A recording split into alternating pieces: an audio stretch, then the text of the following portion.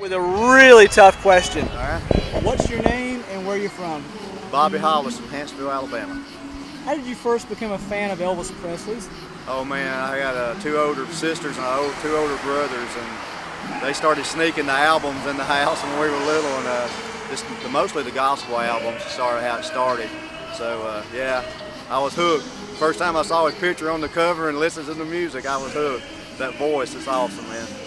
How'd you go from being a fan to being a performer? Well, it's really been a long, hard road. You know, I sang for a long time and just never thought I'd, ever have a chance to do it. You know, so finally about 5 years ago, my wife said, "Hey, why don't you give it a shot?" So I got me a jumpsuit and entered the contest over in Tupelo, and they accepted me, and I've been going since then. So it's just kind of like,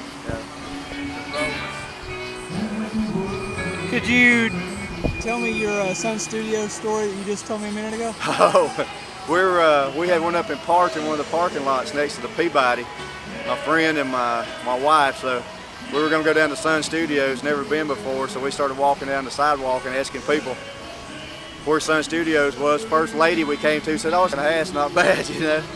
So we kept walking and met this other guy. He said, "Oh, it's a couple of blocks on down." So we walked a couple more blocks, nothing.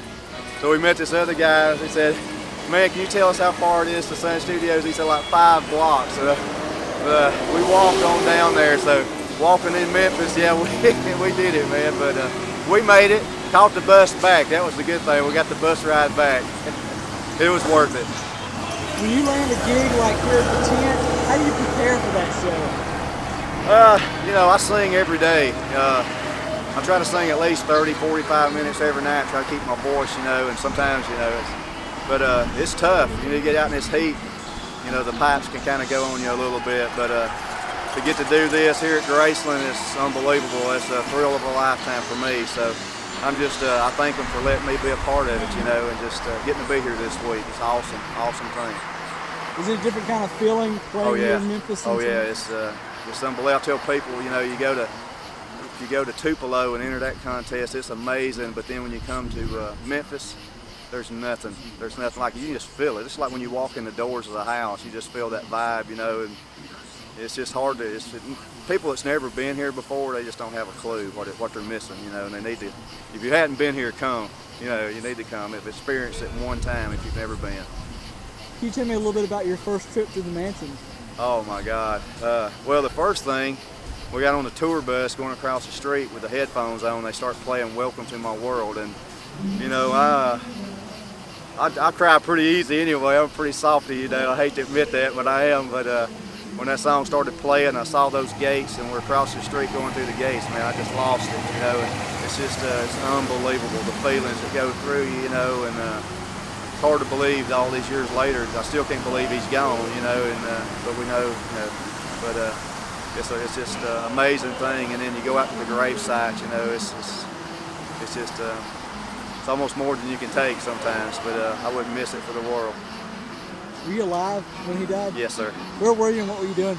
I had just started working with my dad in a place called Aniana, Alabama. We were working at a little saw shop, and I just turned 18, and I was out working on the floor, and the lady at work in the office knew I was a huge Elvis fan, and she came out of the office, tears just flowing, and walked over to me and said they just came on the radio and said they found Elvis, and he passed away. And I just stopped what I was doing and walked out in the parking lot, just walked around the parking lot crying my eyes out, and couldn't believe it. And it's just devastating, still to this day it's still hard to believe, and it kind of puts life in perspective. It can happen to you, if it can happen to him, but it's just things like this, keeping his memory alive, and it's just unbelievable, and I'm just a little bitty part of it. I appreciate, just getting to be here, really do. This has been going on for over 3 decades. What is it that's keeping all these fans coming back? It's the love of Elvis, man. It's that music, and Elvis could sing a song. To me, when Elvis sang a song, you felt every word he was singing. It's like he was, singing directly to you. And there's nobody, I don't care who it is, I've never heard anybody can touch you with all those emotions that he did when he sang a song. And it's just amazing. His phrasing of a song and everything is just unbelievable. Unbelievable. What's the difference between a tribute artist and an impersonator? I got in a little deal with a lady the other day about that. She interviewed me and she wanted me to sing a song, so I sang a couple of lines for a song for her, and she wanted me to talk like Elvis. And I said, well, you're gonna have to find an impersonator to do that. I'm not an impersonator, I'm a tribute artist. I do tributes to Elvis. You know, I would never go around trying to be Elvis because there was only one Elvis, you know. Impersonators are great, you know, they can do all those things, but to me, you know, I love just going out and singing his songs. People that love him as much as I do, and if I can bring just a little bit, you know, his memory back to them, and you know, and something I do, it's all that's all that matters, you know. So, impersonator, not me. Who inspires you in this business? A lot of guys. The first guy I actually went and saw was Ronnie McDowell, and saw him over at Fitzgerald's in Tunica, and talked to him a little bit, and then I saw him again over in Alabama, and he actually gave me the mic and let me sing a few lines of a song, and I think I was hooked ever since. And then Doug Church got me up on stage with him one night, and I was definitely hooked after that.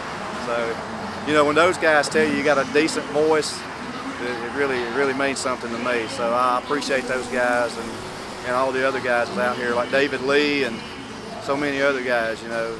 It's amazing. This is the 25th anniversary of the tent.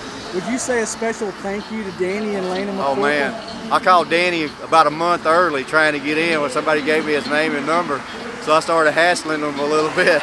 And he said, call me in a month, the first of the month. He said, I started doing it then. He's real nice about it, you know.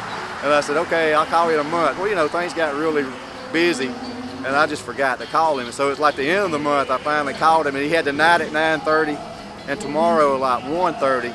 So I said, well, maybe it'll be cool 9:30 at night. So I chose the 9:30, and man, I just appreciate him. Like I said, I've been coming here for 5 years and watching everybody perform on that stage, and the fans all out here just dreaming of getting a chance to get up there. So I really do appreciate Danny and EP, and everybody involved with Elvis Enterprises and everything here. You know, just everything they do, and from the bottom of my heart, I thank them so much for just letting me have the opportunity to get out here and sing for the folks.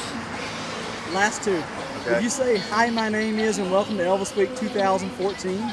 Hi, my name is Bobby Hollis, and welcome to Elvis Week 2014. Need to be here, baby. The last one is for my show. Right. Would you say, hi, my name is, and you're watching Walking on the Boulevard? My name is Bobby Hollis, and you're watching Walking on the Boulevard.